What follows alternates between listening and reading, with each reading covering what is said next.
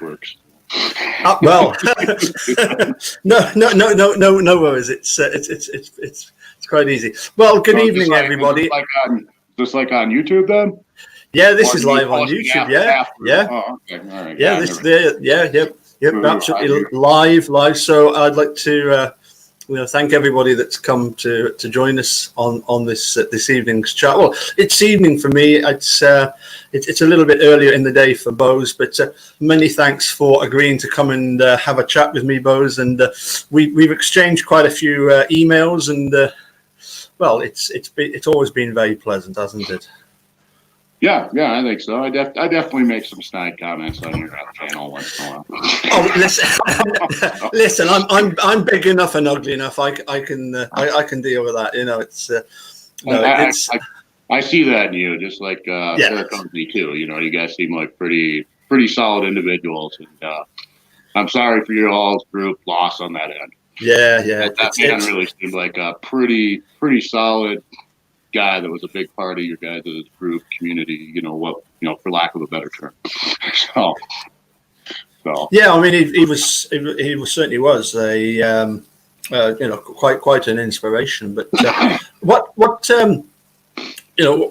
obviously we're here to talk about is and we kind of got started sort of backstage about 2 weeks ago, and then I'm sorry I messed up over the when you said let's do something tomorrow, and it was already into my Thursday, so I thought you meant Friday. So it was my mistake. I should have realized, No worries.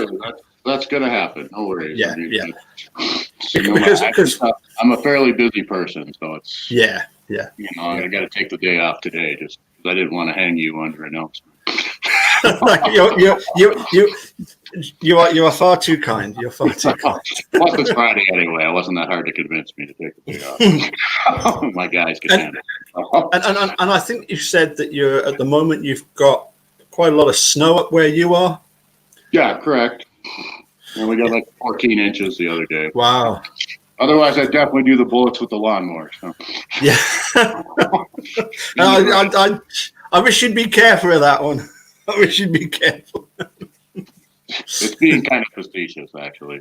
It's being a little bit of the Kathleen Zellner testing. Let's touch a key. Like, yeah, I can prove that I can run over bullets with a lawnmower. Big deal. It doesn't mean anything. It doesn't prove anything. It doesn't mean anything. It just means I can run over bullets with a lawnmower. Big deal. Okay. Anyhow. Yeah. So I guess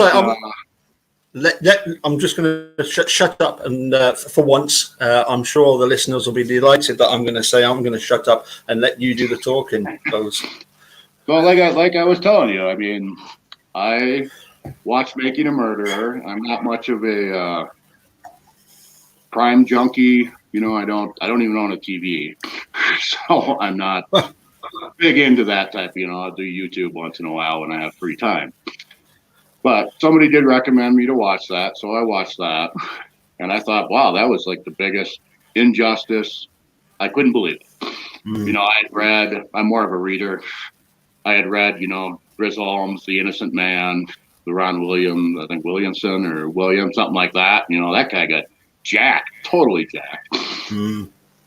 So, it was kind of interesting. So I did follow up, and I read the trial transcripts. Probably not as thoroughly as you all have, because this isn't, my total life. Sure. And I thought, wow, they did leave a number of things out. And yes, most likely, I would have voted guilty on that one. And I watch you guys occasionally, watch Eric Cozy occasionally. I listen to NPR, public radio here. That's about all my news sources. Once in a while, Yahoo, but they removed the comment section from Yahoo, so it's not that much fun anymore. But I think I might come. I'm from northern Minnesota. Yeah. So I come from, the same area that Mr. Avery died. I consider northern Wisconsin pretty similar to northern Minnesota. So, he's not a good criminal for sure, in any sense of the word. And yeah, I mean, I've listened to you guys' arguments, and I don't see anything that would really change my mind. You know, I can give you like the key thing. You know, I could definitely give you that probably wasn't found that way. That probably wasn't found in that location. I could definitely give you that. But let me give you an example of my personal interaction with police before. I'm not a big police fan by any means. So I got pulled over like 12 years ago, drinking a beer and driving. Right? What do? You throw the damn can underneath your seat in the back, you know. Oh dear. So they take me out, do the whole rigmarole. They find the can, they put it in my center console in my cup holder. That's my evidence at trial. Okay, very embellished, not planted. The beer can was definitely in my car, but I looked guilty as shit. I was guilty. But what am I going to do at trial? Am I going to get on the stand and say, hey, you know, God damn it, I threw that beer can in my back seat. It wasn't in my cup holder. You know, I mean, I'm just, you know, I can't defend myself on that. You know, I think they're very good at putting people in a situation where you can't defend yourself. But it really doesn't change the facts, to me, of the case, if that makes sense. But anyhow, that's kind of my opinion. And I haven't really watched a whole lot of the second one. Right. You know, I watched some of the little experiment things, which to me are a big deal. Because I don't think, oh shit, excuse me. What am I employing? Excuse me for a moment. Hey, what's up?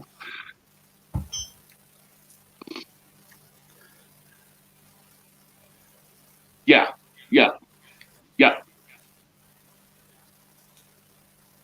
No, not at all. No, that's just fine. We can, just do it the exact same way. And then once they figure out what they want, we'll figure that out. So we're still waiting on choices. Okay. All right. Thank you. Talk to you later. Oh, hey, I'm on YouTube right now. I'm not like a superstar. I was telling you about the other day. So, but yeah, all right. Well, no, they can wait for me. They've been waiting for me for a while here. So, what's up?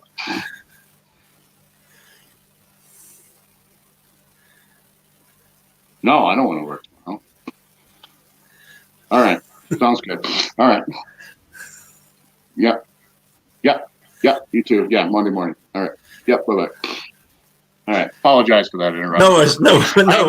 I have to take those phone calls. Yes. Yeah. So where was I? The Making a Murderer 2. I did.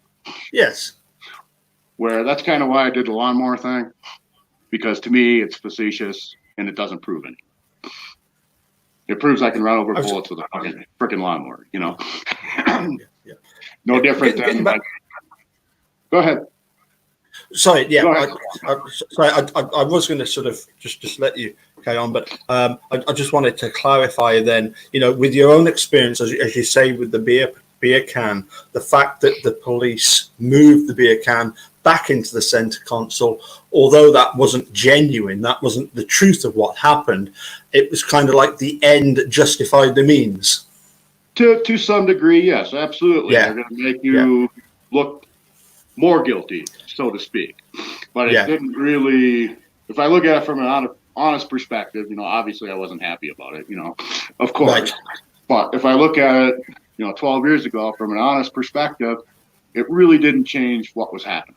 It really didn't change the fact. Of course, it made my trial way harder. Mm-hmm. I looked like a total, you know, but, you know, hey, honestly, my beer can was in the center console before they pulled me over. So, you know, you know what I mean? But so I can see that. I can see police acting to that point. But I don't think it changes. To me, it doesn't change the main facts. If I'm making it clear, or if I'm making sense to that. Sure. I mean, that was that. Yeah. That's one of the things that is actually mentioned, isn't it, in closing argument by Dean? You know, that you know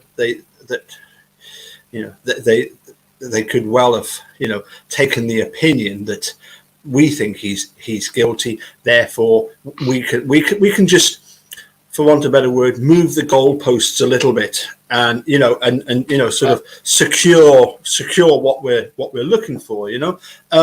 I must ask you though, straight up though, thoughts on the special prosecutor Ken Kratz? What were your thoughts on him? Well, he won. He's obviously a tool, a complete douchebag, not a very good human being. Yeah.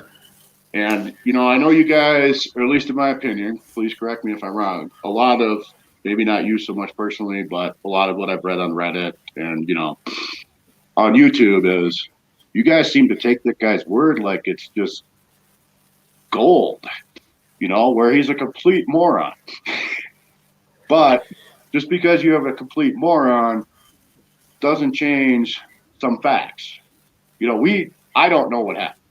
I don't know what happened to Miss Hallback. I don't know how she died. I believe she's dead. I'm not going with she's in, I don't know, all chopped up. Some of the stuff that to me is really off the wall. Yeah. I believe she is not on this earth. Yeah. And how that happened, I don't think any of us honestly know that. So everybody to some degree is speculating. Sure. And at the end of the day, for myself, I look at, with the preponderance of everything together and how it came together. Not the person who's presenting. Sure. It's kind of like politics, not the person who's presenting the policy. Let's look at the policy. Okay. If that makes sense. I don't. Yep. I'd rather read the policy and go, yeah, he's a douchebag, but he's right. I got to agree with him. I hate it. Or that guy's really good, but he's wrong. I really like that guy, but I think he's wrong. So that's kind of where I fall. And I think, at least from what I've watched and read, and like maybe once every week I watch something if I have time. And I think a lot of people on your side, or of your opinion, get really hung up on that guy. And I don't think you're gonna find anybody that's gonna say, hey, he's a saint. He's a great human being. He's a lawyer, for Christ's sake. Oh well, yeah. So I think we can all agree on that end. I have had a fair bit of correspondence, for want of a better word, sort of comments and replies and stuff. And at one time we did exchange quite a lot of messages. And it was funny how one of the things that Kratz did tell me was that Judge Duffin, he's the guy who he was the original one that granted the writ of habeas corpus. If you remember, Judge. Okay, so he was the one that then the state decided to appeal to the Seventh Circuit and then to appeal to the en banc. So he was the first Brendan. Judge. For Brendan. For Brendan, that's okay, right. Yeah. All right. Okay. All right. And Kratz, he said to me, that you've got Steve Drizzen and Laura Nyrider who are representing Brendan, and the judge is quoting from a lengthy article that Steve Drizzen and Richard Leo did together, where it looked at 125, wrongful convictions that involved false confessions. And basically Kratz said, do you think that was fair that they used this particular, that the judge quoted this particular article, and Richard Leo was an expert that was called. And I said, well, is there any, as a lawyer, do you know of anyone who's ever come up with a publication, literature, shall we say, which claims that false confessions don't occur? So I really wanted to sort of, get your opinion. Do you think that false confessions don't occur? That's a double negative question. So in other words, I believe false confessions absolutely do occur. Yeah, yeah. Absolutely. I believe That, people can be intimidated. People can be pleasing. People can be scared. People think they're cleverer than the police and think, they're going to go home. yeah, All that. Yeah, absolutely. sure. Especially people who are not savvy. They don't have experience with police. They don't know just to shut the fuck up and not say anything to the police. I Yeah, want to talk to an attorney, and I'm shutting up right now. Fuck off. I'm not talking to you. yeah, So yeah, yes, absolutely. I would have no argument. yeah, yeah. I mean, we could talk. Brendan, the bleach on the pants is difficult for me. Right. I mean, that's very difficult. I have a hard time getting over that. And that doesn't mean he was part of a rape and killing and all that type of stuff. I could definitely go with, hey, I got sucked into this and, I'm afraid of my uncle or whatnot. And I did the wrong thing, but now I'm screwed. On both sides, the sides with Mr. Avery, the side with the police. He's just trying to please everybody. I can definitely see that. I would be thinking that. One of the things that obviously one of I think both of the Seventh Circuit judges, when they wrote their in the first case they wrote their majority decision. In the second instance, they wrote their dissenting opinion. What they were pointing out was that when it comes to Brendan's confession, basically what the state did was they just cherry picked the bits that they wanted, and out of this whole mess of a confession, they came up with this story that they then presented. Do you think there was ever anything that Brendan said incriminating that was actually genuine? The cleaning up the whatever fluid that was. Just because of the bleach on the pants. Right. That's where I get. And I haven't heard anybody really talk about that because, Mr. Avery is obviously a mechanic to some degree. Yeah. He grew up at a junkyard. He knows how to shred cars, piece them out, and all that. So, I'm a mechanic, okay? Yeah. So, what you clean up? If you do happen to make a mess, this is what you clean it up with: kitty litter. Yes. Yeah. You don't use all these weird chemicals. No. Yeah. So to me, that doesn't make one bit of sense. Yeah. I mean. Yep. I too worked in a garage. Yeah. Yeah. I can't put that together, especially even being from northern Minnesota. I mean, old school way. You used to keep kitty litter in your car for traction. It's a pretty common. So that's where I really have the rest of the stabbing and raping and handcuffing and, all that type of stuff. I can see him being pleased, whatever, or making up a story or, doing anything like that. But the whole cleaning up with bleach and gasoline, that really doesn't make any sense to me. Right. So that to me is so odd that it would have to be true. And then you have bleach on the pants. So, okay, that must, to me, there has to be some correlation. Oh, hey, it said, I can't see the YouTube thing. Can you tell me if Big Dog is on? Yes, he was in. Yes, I'm going to say I think you can have on the side, you can see comments. Okay, well, no, I don't really care about that. No. But I was talking to Big Dog and we were talking about motorcycles, so I told him I'd show him the motorcycle. So, all right. I don't know if you can even see it because it's too bright in here. But well, I'll tell you what I can do. I hold on a sec. I can do this, and then it solos you, so that I think we can see a bit more there. So, let's see. It's just too damn bright in here. But anyway, sorry, Big Dog, but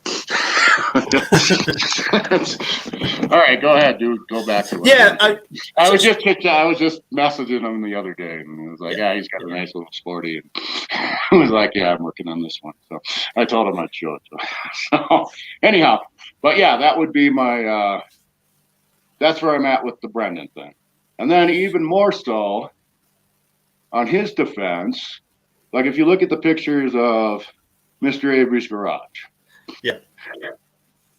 there's a huge bottle of automatic transmission fluid in the pictures. Yeah. Why didn't they use that?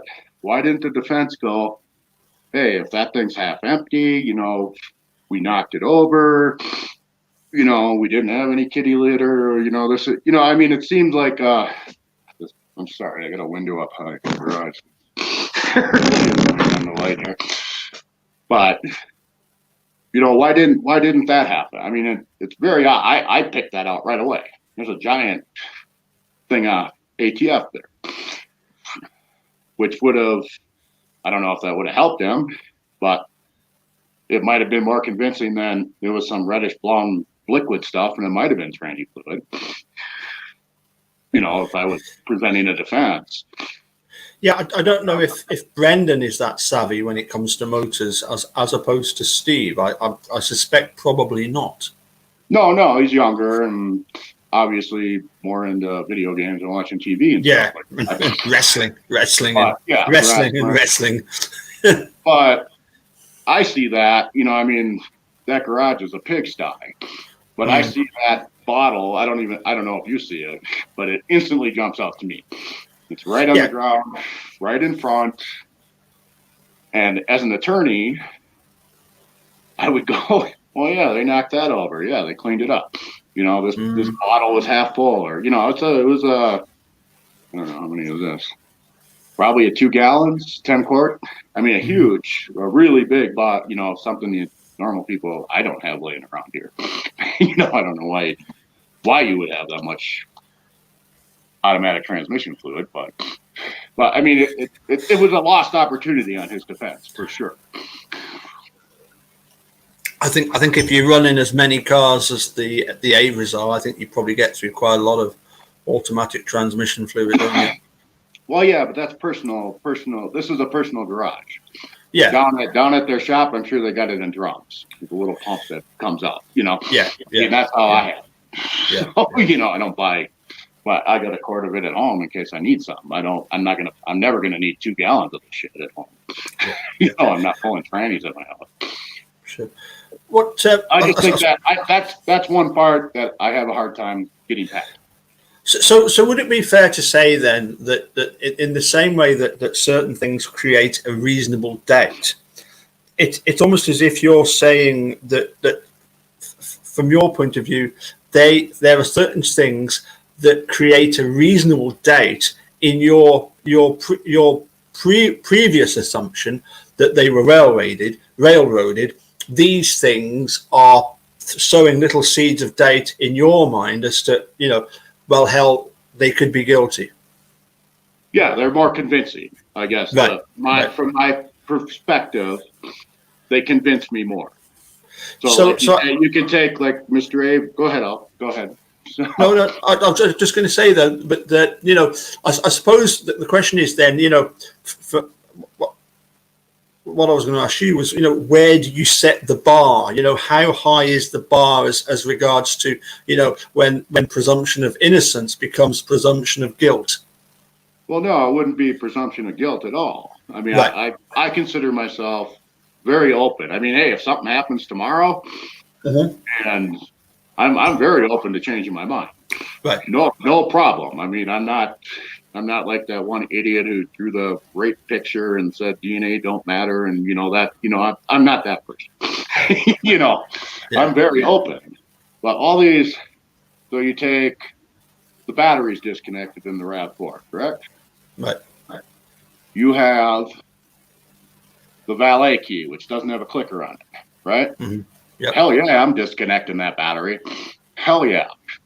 Because all you got to do is walk around. Bam, those lights are going on. You want to find that car at night? You just walk around and click it, Hell yeah, I'm disconnecting that battery. And I'm disconnecting the positive just because I'm not exactly sure if there's another battery backup in that RAV4 that will let me into that car without the battery connected. I'm not just disconnecting the negative. So that, to me, yeah, that makes sense. I know there's a clicker out there somewhere. Has to be. This is the only key I got. If I'm looking at it from that I did it. So that makes sense to me. Okay.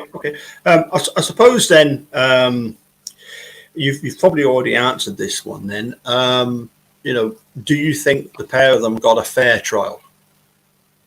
Yeah, I thought they had. I was very impressed by was it Boudin? Not very impressed by him now. I think he's kind of a vulture, personally. Right. But I thought his attorneys were very good. But so sorry. What I mean is do you think then that that based on what was presented as evidence at the trial, then I suppose you think that was enough to convict? Yes, like I said, I would have definitely voted guilty. Absolutely. Right. Maybe for different reasons than other Okay. people vote. You never know how people think. But Sure. I can point out a bunch of little things to me that really make sense or don't make. Yeah.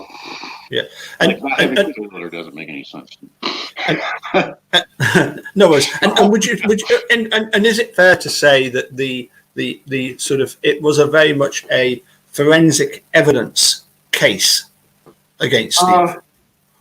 Some of it, yes, and some of it was. I mean, we'd have to agree, like find common ground, that Miss Hallbuck showed up to take a picture of a minivan or whatever, right? That's a fact that's indisputable. Right? I don't think anybody disputes it, right? And basically, Miss Hallbuck has not been seen since. Yeah. Outside of some guy who said he saw a car in the corner of the road. But, basically nobody has come forward and said, hey, I saw her, the next day or, whatever. She went crazy and was wandering around the woods or, So to me, that's not forensic. Yeah. That is, to me, pretty indisputable by anybody. I know some of you guys think she drove and a cell phone tower and this and that, but I think we can agree Mr. Avery set up an appointment, Miss Hallbuck showed up, and we haven't seen her since. Mm-hmm. Yeah. Right? Nobody has come forward. So to me, that's not forensic. That's pretty. All right, what happened then? Well, yes. If Teresa didn't leave the salvage yard, then I would agree that would be hugely problematic, because that would then definitely show that something happened to her at the salvage yard. The big question is, I suppose, then is, did she leave the salvage yard? We've even got Bobby, who was the sort of main testimony that he came out after he'd had his shower and noticed that Teresa's car was there, but no sign of Teresa. At trial, he says that, but now even he's recanted on that, and people have said, yeah, no, he said that she left. Okay. So the amount of recanting, and I mean, I would love to see Bobby on trial. Yeah, absolutely. I mean, yeah. You know why? Excuse me, I had to grab another beer. But I would love to see Bobby on trial. Right. You know who my first witness is going to be as a defense attorney? You carry on. Is Stephen Avery. No more Fifth Amendment. Let's hear let's hear what he's got, because that my case defending Bobby is going to be Mr. Avery. Did you make an appointment? Mr. Avery, did you meet her? What happened after that? Oh, he left. Bobby, what'd you do? I don't know. I went to work. Took a shower, saw her there, went to work. He doesn't have to talk. He had, no way in hell he's going to get convicted unless they found some type of DNA or some type of thing that would be 100% indisputable. But I mean, I think that would be fantastic, because then Mr. Avery doesn't get to remain silent. All he can do is get on the stand and say, plead the fifth, plead the fifth, plead the fifth, plead the fifth.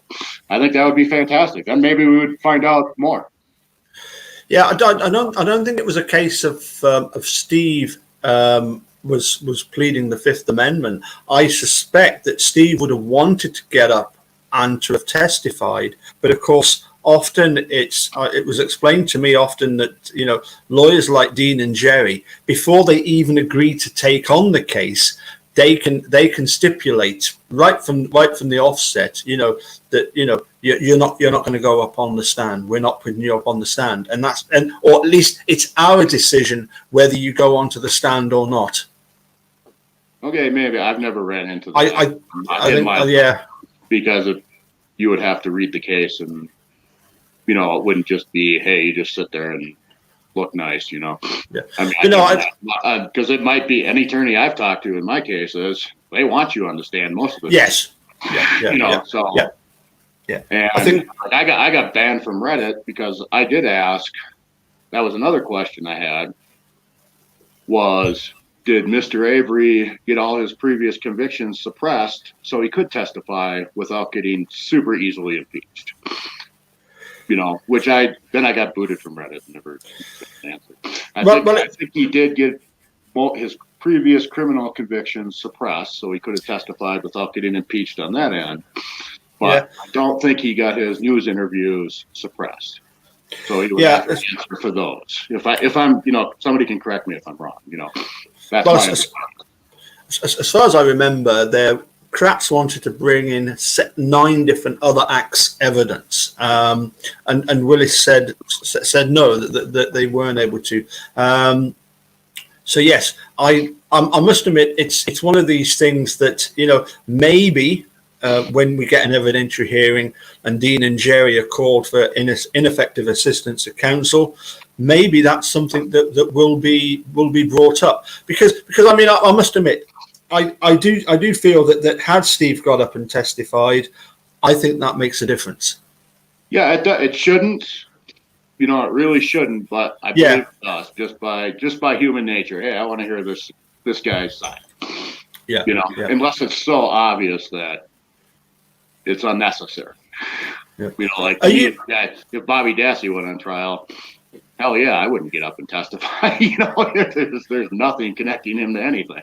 You know, well, very much defense rests and let's move for dismissal. You know.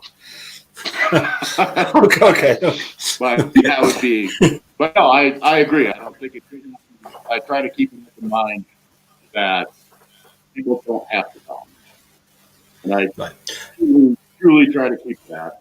But I think it's very hard for any individual to. I want to hear what this guy has to say. You know what I mean? And, you know, I would have to agree that there might be a little bit of influence on a jury or individual to say, yeah, why didn't he tell me? You know, well, the whole thing with, well, if you got nothing to hide, then why aren't you, doing anything? You know, you got nothing to hide, why didn't you talk to the cops? Where everybody knows, don't talk to the cops. He should know that. Right there. You know, I mean, he's an experienced criminal. He should know to shut the fuck up, go to jail, and eat heavyweight bars, Snickers bars, and watch TV. What I suppose I want to ask you as well is, are you quite happy? You know, as you were saying about the the fact that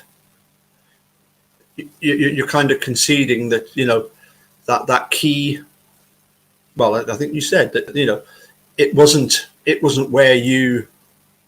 You know, it wouldn't have been found where they claim it was found, right? Well, so what I could say is I can see them, what I wouldn't call planting, but I can see them embellishing, right? So to speak. I mean, I don't know if there's a proper, or if I have the vocabulary or vernacular to say that. The best thing I could say is embellishing. You know, I can see that, but I wouldn't.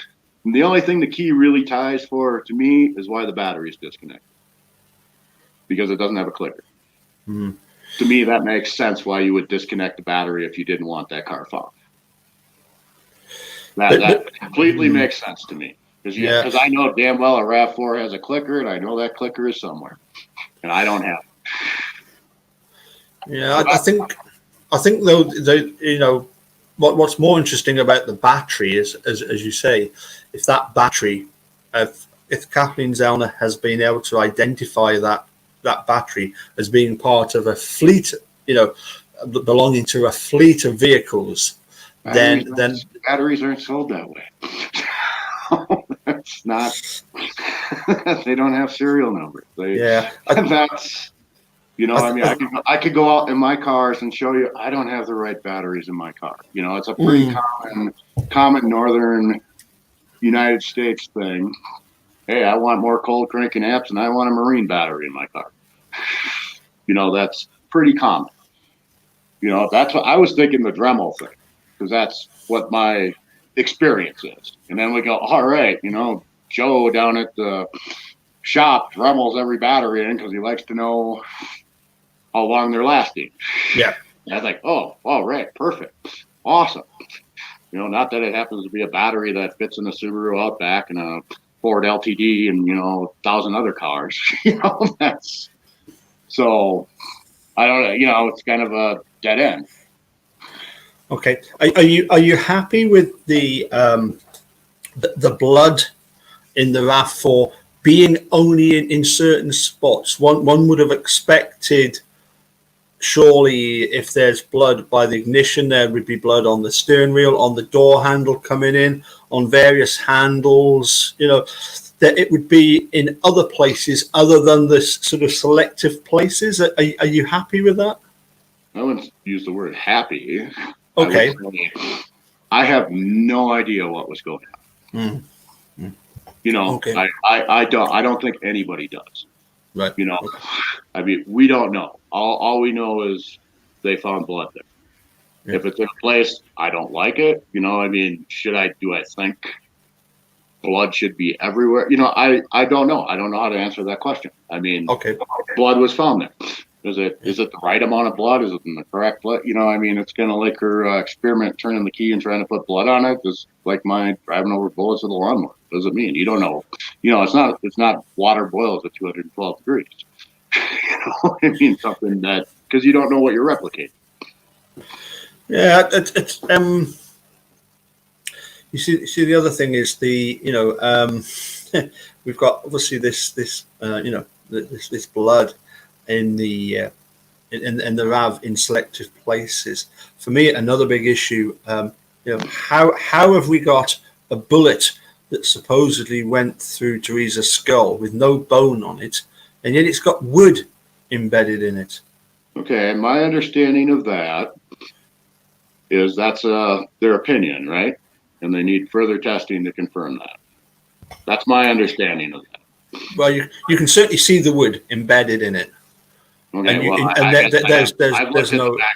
I've looked at the back of the bullet, and I know it hit something extremely hard and extremely flat from my experience. Well, that's the strange thing, isn't it? Because apparently these bullets, when they actually hit something, at that moment they're actually molten, aren't they? They lead bullets. The jacket rolls back. Right. I'm not sure what type of bullets he was using. If he's using copper jacketed 22s or lead 22s, the jacket rolls back. Mm. But looking at that bullet, the bullet itself fragments, and you end up with the ass end of the bullet, which is exactly what it looks like in the picture. It hit something flat. It wasn't like shot out in the backyard for half a mile and somebody picked it up or something like that. In my experience, I'm not a ballistics expert by any means, but my experience, that's what a bullet looks like, or a 22 especially looks like, or I don't have HMR 17 looks like, it's a little bit faster. Okay. In Making a Murder #2, we see Kathleen Zellner firing bullets at the garage at an area just to the side of the door, and they were able to extract bullets from just being fired into that piece of wood that were exactly the same as item FL. They were in the same condition. It does very much tend to show, does it not, that all that bullet can tell us is that it was fired into the garage wall and somehow miraculously managed to pick up traces of Teresa Holbach. Okay. What is that? What does that show? I'm going to say, would that then be a little bit like, you were saying about the fact that, they might have come up with stuff to try and sort of reinforce the case even further? Okay, then, again, we're speculating. The DNA stuff, I don't know enough about it. Okay. I wouldn't know how to plant somebody's DNA on a spent bullet. Yeah. I don't know. I don't know what that would involve. I don't know what that would take. I have no clue whatsoever what that would be. Are we, we're assuming, or we're going to a speculation point that was particularly the bullet that went through Miss Hallbach's skull, right? Are we going to that speculation point? Do we know that? We don't. We don't know that. Well, that's It wasn't something that Kratz tries to say that I didn't say it was that bullet. No, he's not the expert that gives that opinion. It was a fellow called Dr. Jensen that said that and he's the state sort of medical examiner. That deals with, basically the state coroner or whatever you want to call it. And it was him that said, that was the bullet that went through Teresa's skull and she would have been alive at the time. And that was the cause of death because Dean, how would he gets know that? Well, that's the thing, you see. That's the problem, isn't it? It's like how far are people prepared to go on the witness stand to try and convince everybody else that somebody is either A, guilty or B, innocent? It seems to me as if it's a bit of a vague system at times. Yeah, it can be. And from my limited knowledge of criminal investigation or forensics, what I've learned is every expert is wrong. Right. Carpet fiber, hair fiber, fire pattern burns, bite marks. Every expert as we progress with more technology, every one of those sciences is completely wrong. Yeah. I can buy the grooves on the rifle, the tool marks. Okay. I can buy that, but somebody's opinion is somebody's opinion. Just because you're an expert, to me, it's consistently been proving. Every expert, you come up with a new science, you get hired by a bunch of people, you make a bunch of money, and then you're debunked. And then the people who got screwed by it, hopefully there's some other evidence that clear their name and get them out of a situation they're in. You know what I mean? Okay. So we have a vague area there, but nobody really knows what's happened. We know we have a bullet. We know it has her DNA on it. We're going to have to leap to the conclusion that her DNA, that bullet was pried out of the garage wall. Her DNA was put on it, and it was whatever placed somewhere. I can't leap to that conclusion.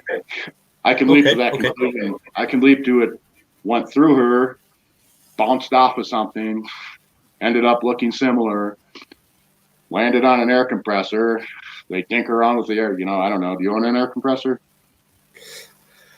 I'm sure you do because of the work you do. I'm changing oil in one right now, but I can definitely see where. Here, I'll show you. I'm changing the oil there. I'm waiting for it to drain. But hey, there's a lot of places in this thing for the bullet to land. Oh, okay. Fall off of. So I could see that. To me, that's not unreasonable. To me, that could definitely happen. So, Do you think then that given the fact that there are these vagaries in the case, pardon me? Do you think that given the fact that there are so many things that we just don't know yet, that Stephen Avery deserves an evidentiary hearing? I'm not exactly sure what an evidentiary hearing entitles. And he would have had that at his first trial, correct? 629 is called in Minnesota. Right.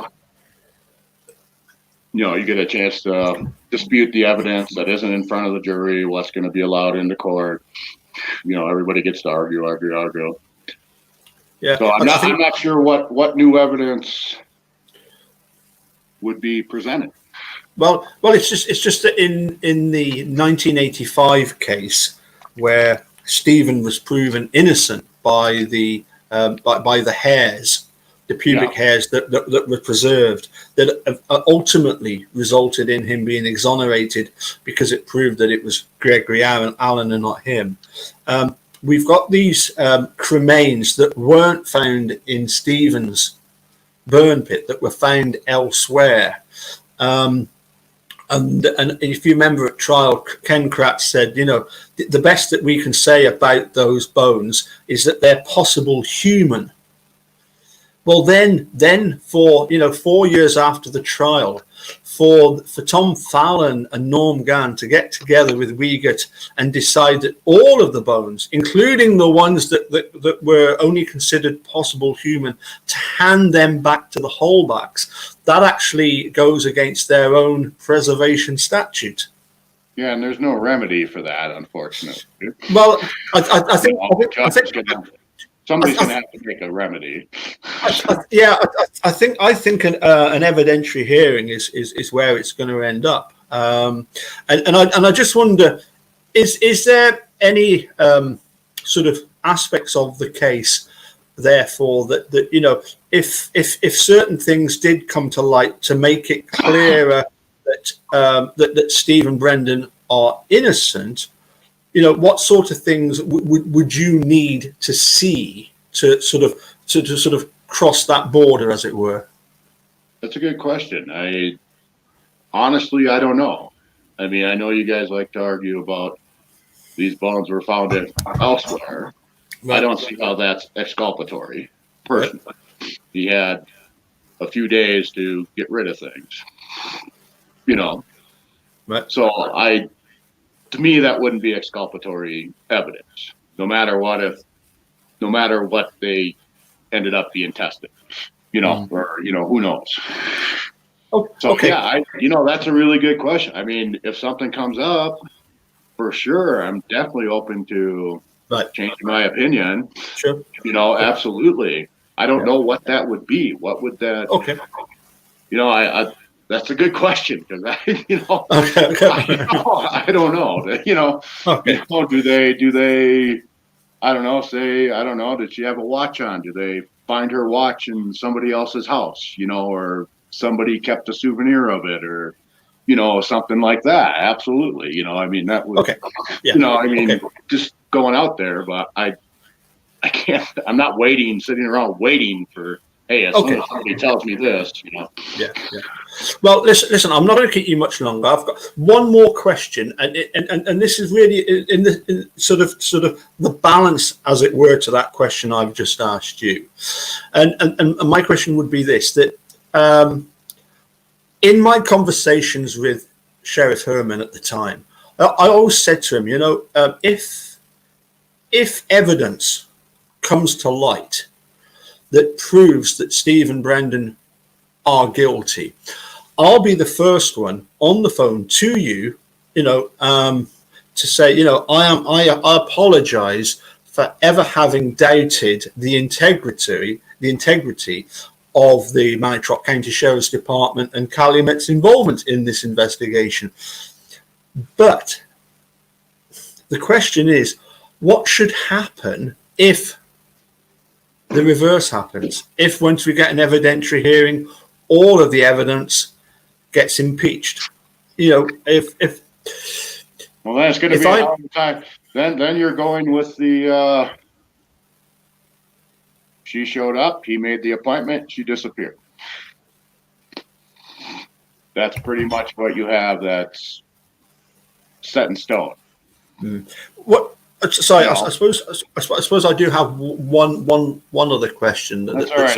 I'm not in a rush, Paul. I took the day off, so it's not. Yeah. Okay. No, I don't want to keep you too much longer. I'm just waiting. It's cold, so I'm just waiting for that rain out of there. Okay. So. Okay. And I have to have my door shut so the camera works. Otherwise, I'd have some sun on there. But No, I'm enjoying this. I wish I could see the comments. So I'm curious how much I'm getting bagged on. But Well, actually, the comment from Big Dog was that he didn't think that bike was going to get you very far. no, yeah, I'm waiting for the tires and I'm waiting for the painter, and it's Thanksgiving week and nobody gets anything done on Mhm. Thanksgiving week. So I should be working on that rather than talking to you, but I don't have my Yeah, parts back. yeah, yeah, So, but go ahead. yeah. You were gonna say something about where were we at? You would Well, apologize to the sheriff or whatever. Or, yeah, yeah, like I said, if I said that I would, apologize to him if it transpired that there was, if Kathleen Zellner came back and said, look, I've examined everything and I've concluded that, that definitely Steve is guilty, and this has come to light. This has come to light. why My would you say question. that? That's not her job. Well, yeah. In fairness to Kathleen Zellner, she has this record whereby if she thinks that somebody is trying to get her to defend them, to defend them, and they're actually guilty, she drops them, and she does drop people, But Well, yeah, you're not going to make any money doing that. no, but my That bad business choice, yeah, who would have had a motive? Who would have had a motive to kill Teresa? Nobody that I can see in the players involved that I know of. Well, I mean, the thing is, you've got the sheriff's department that are facing this 36 million. That, okay, it could have only been 5-7 million. The problem is, of course, it's the embarrassment of it, isn't it? I don't see a problem with that. I've been sued before. I got insurance for that. They call you up, tell you don't talk to anybody, and then you get Yeah, but a couple years later, and it's all taken care of. Who cares? well, I mean, personally, I don't see that as a motive for anybody. I mean, well, what are you going to do? Sue me for $36 million? Good luck fucking collecting it. yeah, but Knock we yourself do. out. But we do know that Thomas Kosurak, the sheriff, had actually investigated his various insurances to see if he could get covered, and I think if he was faced with this prospect of having to declare all of his worth, as it were, property, cars, money in the bank, etc., and the thought of all that being taken from him, which is how these sort of situations pan out. No, they don't. Well, They can't take your primary residence. They can't take $10,000 worth of your trade tools. They can't take your car. They can't leave you sitting on the street wearing a pair of boxer shorts. That's not the way it works. Yeah, you're suffering, but you're not. So it's not. That's not what happened.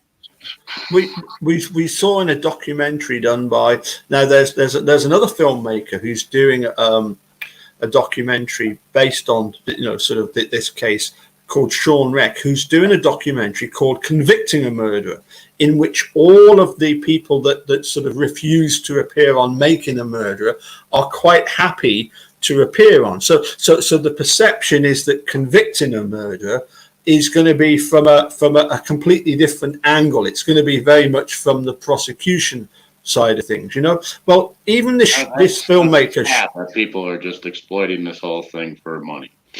Well, yeah. That's. But in one of the Sean Reck films, we see it. We see a situation exactly the same. It's called A Murder in the Park, where somebody who was exonerated was then suing all of the police, and we get interviews from the police, and they talk about that what I've just said, the indignation of them having to supply details of all of their sort of their worth, their wealth, if you feel like, Yeah. I think there was a sense in Manitrop that they were going to be facing, Okay, Paul. Well, I've been sued before. I've never thought about killing the person that sued me. Sure. You know, I mean, that's to me, Mhm. that's a pretty big leap. Okay. To Okay. you know, I mean, my personal opinion. You have a different opinion. You know, other folks have a different opinion. I've been sued before. I have insurance for it. I don't care. I'm Yeah. not gonna. Maybe I did something I deserve to be sued for. Maybe we fucked something up and screwed up their motor, and that's why I have insurance. Mm. Sue me. That's why I pay my premium every month. Yeah. I'm not gonna go out and kill you because I cross-threaded a spark plug in your head and blew up your motor. I mean, Yeah. that's that's just part of life. I've never heard personally. I haven't. Correct me. Maybe you have that any government employee suffers anything from getting sued. We pay for that. Our taxes go up. We pay for that. you know. Yeah, I mean, unfortunately, if when Steve and Brendan, as far as I can see, are going to be free, and when they are compensated, I suspect it very much isn't going to be the bad actors that are going to be the ones that are having to pay. It's going to Absolutely be not. local residents. People in Wisconsin and all those folks are going to pay for it. They don't suffer anything. Christ. Well, I mean, that's a screwed up thing. They should if that was their up to mischievous and evil things. Hell yeah, they should suffer. But that's not the way it works out. I mean, it's unfortunate, but we're me and you and everybody else are pretty little people in this world. oh, You know, okay. in the big scheme of things. Yeah. Yeah. No, Those folks, the prosecutor immunity and all that type of bullshit. Yeah, we'll see how it plays out in America. Maybe things will change. Yeah, I mean, I'm certainly. I, I get what you're saying about the fact that people sue each other all the time. I think though we're talking about a completely different level of ball game when it's Stephen Avery pursuing the sheriff's department, and they have the capability to make the problem disappear. I think we are talking a different level. Maybe we are, but I think that's such a far leap. Okay. Personally, I mean, I can't make Yeah. that leap personally. Okay. Yeah. I can see them being extremely stoked that he Sure. fucked up and went to jail, which that would get me back to oh, you got a rifle hanging on your wall, douchebag. You're going to jail right now. That's what gets me to that point. Right. Rather than all right, you're suing us, whatever, and we're just really looking for trying to figure out what happened here. You're not that's where that point comes in. In our first conversation, it's like if they're totally out to get him, hell yeah, I would have been. Ooh, 22. Ooh, even a black powder rifle, which I'm pretty sure he can own. I'm not exactly sure on the laws. I'd take him in anyway. We'll find out later. Just to be that guy. I made a mistake. Sorry about that. Sue me. So that's where I get to that point of, the targeted investigation and that. So that's how I come to that conclusion. That I don't really think they were looking at it that way. Otherwise, Okay. I truly believe that. Oh, awesome! They all knew he was a convicted felon. Awesome! You're an idiot. Why did you let me in your house? Get in the car. So we have it's a very unique situation. Yeah, But I mean, I look at it from a different perspective, I guess. So. Yeah, I mean, the thing is that hopefully, if you haven't seen Making a Murderer Series 2, and I know you're saying you've not got a TV. I have a TV. I'm sorry, I don't have normal news TV. Yeah. Or what? Yeah. Into the TV. Okay. I mean, if you've not seen the Series 2, definitely have a look at it, because there are. I suspect there's going to be aspects of that could just be the things that you're looking for that would say, as I say, it's this sort of, where does the bar lie between, thinking, there's a reasonable suspicion of guilt and there's a reasonable amount of doubt. Well, here's the thing, Paul. Yeah, I can watch it when I have time. Sure. But to me, all things need to be rebutted. I can't just say one thing without having somebody being able to defend themselves, on both sides of a argument. Sure. I just can't make a presentation and say, hey, I'm 100% right. That was I would need to, all right, let's talk about this. Let's talk about that. Let's have this opinion, that opinion. Where are we? Where are we? Just saying, hey, this is my opinion and I'm right. That's that's what our world's come to nowadays, unfortunately, without being able to have some discourse about things and going, hey, well, maybe you're not really right, or maybe you make some good, blah, blah, blah, blah, blah. So to me, it would be, all right, so I get one side, but I don't get the rebuttal. I don't get, and I don't know enough. I'm a freaking car mechanic for Christ's sake. I don't know. For all I know, these people could be utterly just totally full of shit. How would I be able to know that? Jeff, I'm in I'm in the same boat. I don't.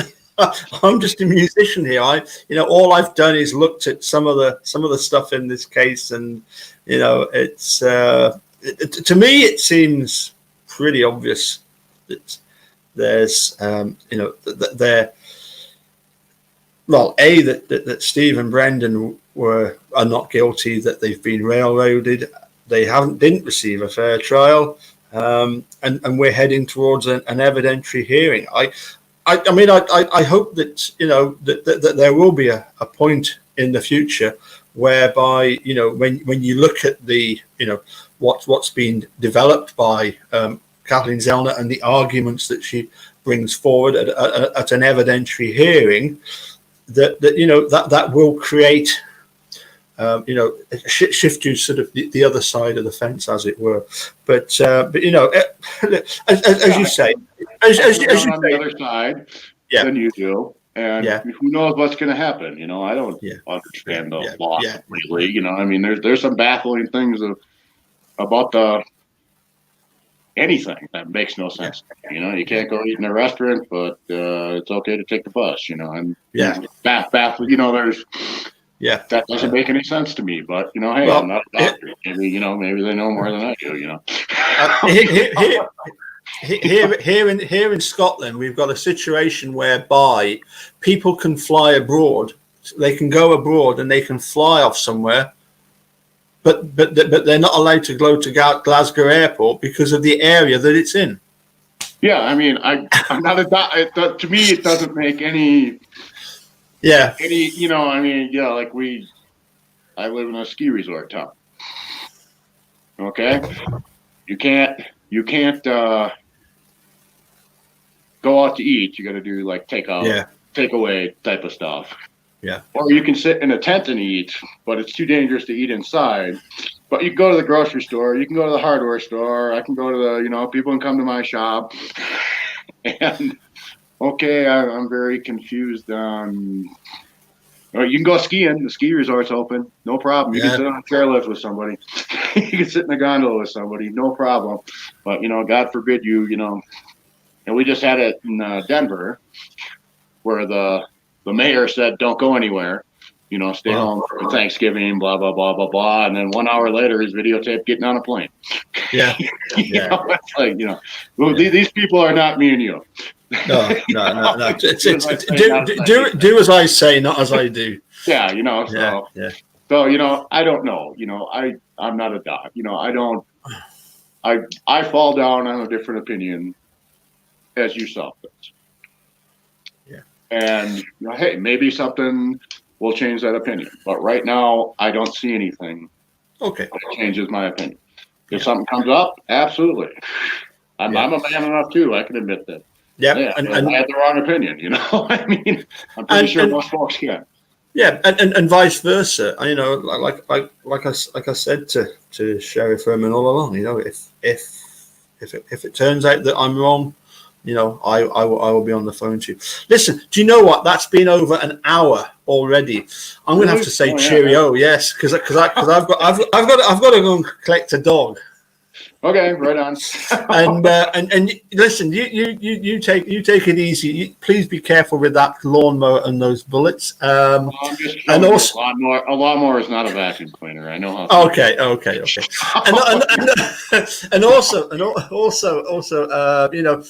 be careful in that snow with the 12 inches. I mean, gee whiz, that's some made of snow. We get like 400 inches a year. Yeah. You know, it's not not a big deal. So, okay. right, Anyway, it's been a pleasure, and then I'm really looking forward to watching this on YouTube and see how many people bag them.